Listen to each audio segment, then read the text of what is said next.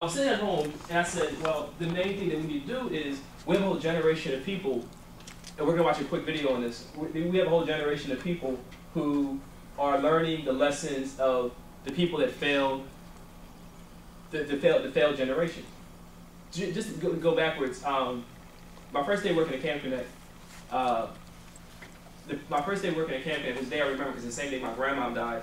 I was actually here that night for an event they had. They had the former governor of Puerto Rico was here to give a speech. And so she said that one of the things she did when she was governor of Puerto Rico, that the 3 governors before her all had these huge corruption charges, some of them had to resign. So she said, so some of the kids that are 10, 12, 13, 14 years old, their history of government all they knew about government was this corrupt group of people. They didn't know anything else about it. Can you answer that? Never mind. That was Kimon. She doesn't know where we are. So she said, what she did as governor was she included a curriculum where students were learning about ethics in government so that they could have a perception beyond just there being corruption in it. So I was sitting there thinking about what she said too, and I said, you know, it would be amazing if we could take young people, people that haven't been corrupted by the system yet, and give them some training and help them work on some projects or things that they're interested in so that they can be successful. I talk to young people, when I'm talking about young people, right now I'm specifically talking about teenagers, but this goes beyond teenagers, who always have these great ideas that are fairly cheap, that are doable, but they don't know who to go to. They don't know who to talk to. They don't know who can help them get these things done. If you take 10 good ideas that we have right here in this room right now, and I was able to give you and I said, would $1,000 be good for one of the ideas that you had? I'm sure some of you would say yes. And I said, if you had some volunteers, you had some people to help you out with that idea, would it be doable? And your answer would be yes. And what would the impact of that be? Well, maybe we'd have some graffiti off the walls. Maybe we'd have some clean lots for kids to play in. Maybe we would have some, we'd have more participation at meetings where important decisions are being made, where they're getting our feedback by us being there.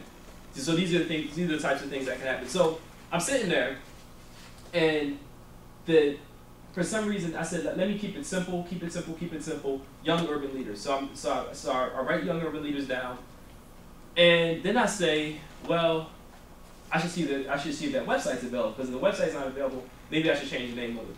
So I'm sitting there thinking about the website, and a GoDaddy commercial comes on TV. Now, that typically in itself isn't significant, but GoDaddy commercials never come on TV except for the Super Bowl, as far as I know. Before that moment, I don't remember a GoDaddy commercial being on TV, and after that moment, since then, and I've looked, I have not noticed a GoDaddy commercial. A GoDaddy commercial comes on saying that we have a special right now for websites. You can get your website now for a certain price. I'm sitting right there from my computer. I go on GoDaddy. YoungUrbanLeaders.org is available. I order it for like $19.99 for 5 years. I get a really good plan.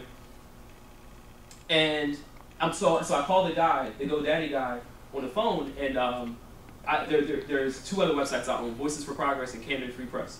And he says, oh wow, you have really good names for organizations. I said, well, you might like the name of the third one too. And I told him he's Young Urban Leaders. So I said, oh, so I said Young Urban Leaders. So what is that? So I tell him just for a few minutes. I haven't talked to anybody about this yet, right? So this is the guy that's working for GoDaddy. So I tell him what my idea is, and he says, oh man, that's awesome. You know, I'm here in the Midwest, but if I was there, I would definitely be supportive of it. So I said, well, you know, if I can convince a guy who lives in a country in the Midwest that this is a good idea, this is something that's necessary, then I certainly think I can come to my own community and talk to a few people and convince them that it's a good idea too. So what you see on here, so that's the first part of what I want to say. The second part I want to say is this, and you somewhat alluded to it earlier. Everybody, I'm looking around here, everybody in this room knows me pretty well. Sheena, you probably know me the least, spent the least amount of time with me. But everybody in this room, I know pretty well. I've been to most of your homes or whatever. And one thing I recognize is that it would be a mistake for me or anybody, this goes into being selfless, to ever, A, get the forefront of something and lead people into a pit, and B, to get caught up in it being about me, right? So this isn't about me. But it's very easy, as you know, it's very easy to become arrogant, especially when you get successful, when people know who you are. It's very easy to get caught up in the idea that, well, it might not all be about me, but a little bit is about me. It's very easy to get that way. But if we have a network of people, I know all of you well enough to know that you're all smart people. You all have really good ideas in your head. You're all successful. You wouldn't have been invited if you didn't fit that description. I wouldn't have anyone here right now for the next activity we're about to do. So this has to be about all of us. So what I have here is a draft of everything that I think about what young urban leaders should be right now. Here you go, come on. Oh, you did? Okay. Okay. Everything that I can think of, I try to put down on a piece of paper in a small way. So you see that the mission to prepare young urban leaders to address the issues facing their communities through training and a support network. I went to a training a couple years ago, a youth leadership training. The guy said that if you live and work in an urban environment and you're getting youth to do a volunteer project, he says, I don't want them to do, he says, don't spend, if you have limited resources, don't have some kids put a mural up on a wall. It's easy to organize. You get the tiles, you get the cement, you get them all there, and are able to do it. I did not know we were running something. It's okay. I apologize. It's all right, Madam Secretary. Hey. Okay. Sorry. It's all right. If that's not the most important issue, if your most important issue, if one of your important issues isn't a lack of murals or lack of mosaics, then don't work on that. If you have a high school dropout in your community, if you have kids dying in your streets, if you have kids that aren't able to eat, if you have kids walking around in winter with no coats, when you get your young people to volunteer on something, make sure they're doing something that directly has an impact on improving the quality of life for people in the community. So you're getting two things done at once. You have groups of young people learning new skills, meeting new people, learning, getting organized and working on a project, and you have an issue in your community being fixed.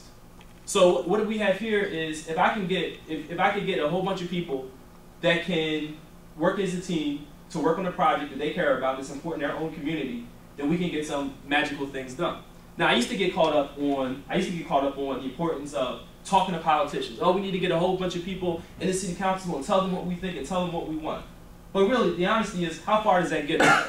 Where does that really get us? Not very far. Some of us have been in city council meetings. Somebody in this room just wrote about it on his or her Facebook status the other day, at a city council meeting. That's not, if change is going to happen in this city, and really, frankly, in the other urban city, it's not going to happen from the people in government. It's not going to happen there. It doesn't start there, and it doesn't end there. They may be somewhere in the middle. You might need them at some point, but that's certainly not where it starts or where it begins. It starts and it ends with us. First, with us having a clear vision, of us knowing what the actual issues are, and being really well organized and having true and good values to be able to get the project done. So there's a vision, which you can see there, the programs, which you can see there, social networks in the process. This is what I would like for you to do. I'm going to talk just about one of these programs real quick, and then we're going to have a little activity. Young urban leaders, entrepreneurs. So I know a lot of young people who are really, really focused on community effort. I know also a lot of young people, and when I say young people, I mean including our age, they're about the dollar. They want to make some money. There are plenty of opportunities in the city right now to make some money. So young urban leaders, entrepreneurs works like this. If you look at the bottom, first you apply to become a member of Young Urban Leaders. There's an interview process, there's orientation that all members have to go through. Second, you go through the institute. Based on where you rank on, most of us know Maslow's hierarchy of needs, right? Most of us in this room know Maslow's hierarchy of needs. The way I see it, if you don't have food and shelter, I really don't need to register you to vote yet. That's not your main focus. So we need to see where people are and see what we can do to hook them up. Maybe we can't do it ourselves, but we can introduce them to somebody, an organization that already exists that can.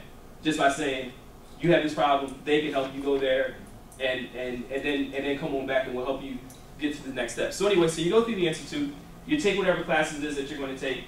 Somebody like Roger's an electrician. Only thing I know about electricity is, don't plug stuff up with wet hands, right?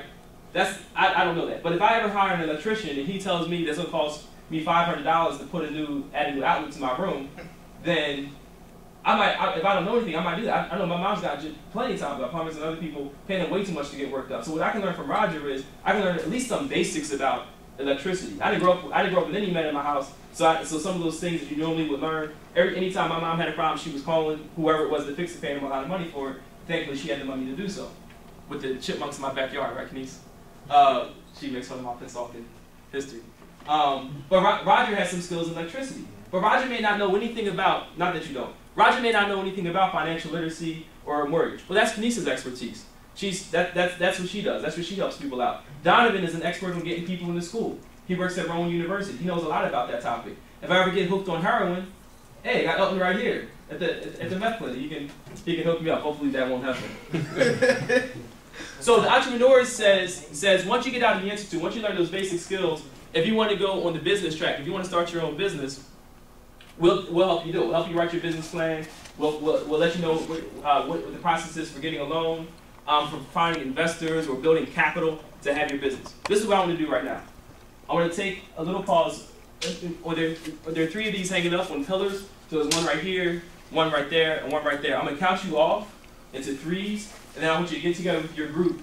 Look at these ideas. These are all ideas I came up with for businesses that we can have started, and talk about within your group. Talk about the feasibility of it, and then appoint one person to report out on what you think of these ideas that are on the wall. Does that make sense?